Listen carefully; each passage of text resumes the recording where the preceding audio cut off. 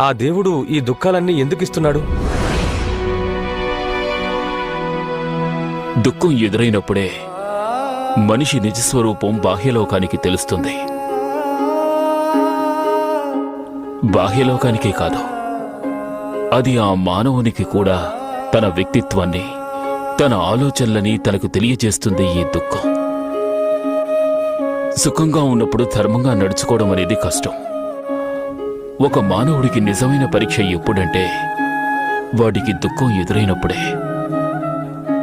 కష్టం ఎదురైనప్పుడు ఆలోచించి సరైన మార్గాన్ని తను ఎంచుకోవాలి. తను ఉన్న పరిస్థితిలో ఆ కష్టం అతనిని తప్పుడు మార్గంలో వెళ్లేలా ప్రేరేపిస్తాయి. ఆ సమయంలో తీసుకున్న నిర్ణయమే అతనిలో ఉన్న వ్యక్తిత్వం ఎలాంటిదో తెలియజేస్తుంది. దుఃఖాలను మనకు